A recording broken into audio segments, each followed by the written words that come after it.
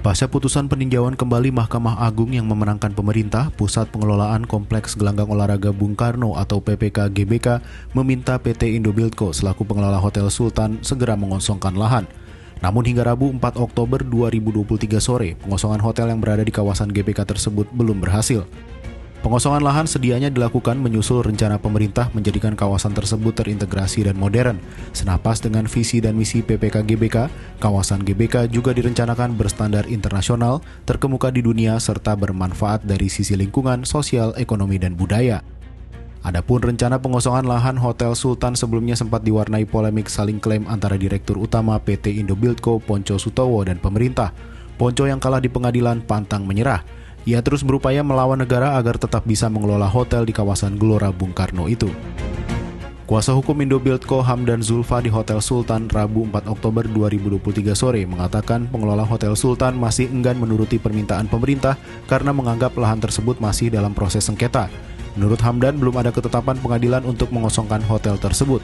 Eksekusi yang dilakukan tanpa putusan pengadilan adalah tindakan melanggar hukum. Jadi, ketika pengosongan terjadi oleh sektor negara, itu adalah tindakan yang melanggar hukum. Istilah hukumnya adalah ehel trafficking. Tindakan main hakim sendiri. Boleh mengosongkan hotel ini, minta penetapan pengadilan, memerintahkan Indobuildco untuk keluar. Kalau ada penetapan pengadilan, maka sebagai orang yang taat hukum, kami minta Indobuildco untuk mengosongkan ini. Tapi tidak ada. Polemik antara Pontjo dan negara ini berawal pada 2006. Kala itu ia lewat perusahaannya melayangkan gugatan ke Pengadilan Negeri Jakarta Selatan. Dalam gugatan tersebut, Pontjo menggugat Kepala Badan Pertanahan Nasional, Mensesnek, Jaksa Agung, Kepala Kanwil Badan Pertanahan Negara atau BPN DKI Jakarta, serta Kepala Kantor Pertanahan Jakarta Pusat.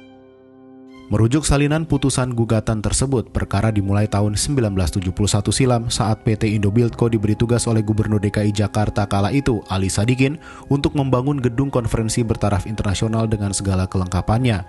PT Indobuildco juga ditugaskan membangun hotel internasional yang harus selesai pada 1974. PT Indobuildco kemudian melakukan perjanjian dengan Pemda DKI Jakarta dengan sejumlah poin. Perjanjian tersebut ditandatangani 19 Agustus 1971. Isi perjanjian tersebut salah satunya PT Indobuildco mendapat izin penggunaan lahan seluas 13 hektar dengan membayar kepada gubernur sebesar $1,5 juta untuk jangka waktu 30 tahun.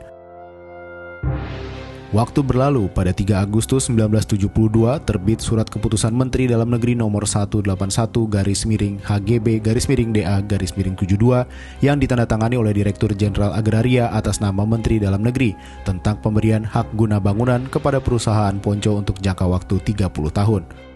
Namun kemudian HGB tersebut dipecah menjadi 2 nomor, yakni 26-Gelora atas tanah seluas 57.120 meter persegi dan HGB nomor 27-Gelora untuk tanah seluas 83.666 meter persegi. Kedua HGB itu memiliki masa berakhir pada 4 Maret 2003. Lalu pada tahun 2002, PT Indobuildco mengklaim telah melakukan perpanjangan terhadap kedua HGB tersebut.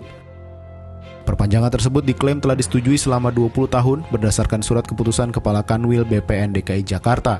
Perpanjangan tersebut turut diklaim telah dicatat pada buku tanah dan sertifikat kedua HGB di atas namakan penggugat. Hal tersebut yang mendasari gugatan oleh pihak Pontjo. Dalam salah satu petitumnya, penggugat juga meminta agar surat keputusan Kepala BPN itu dinyatakan cacat hukum. Kini pemerintah secara gamblang telah menyatakan bakal mengambil alih Hotel Sultan dari PT Indobuildco milik Pontjo. Bahkan Kapolri Jenderal Listio Sigit Prabowo menyatakan pihaknya akan mengawal proses ini. Di sisi lain, Listio menyebut ada potensi pidana baru terkait sengketa lahan tersebut. Potensi pidana baru itu meliputi pidana umum maupun terkait Undang-Undang Tindak Pidana Korupsi.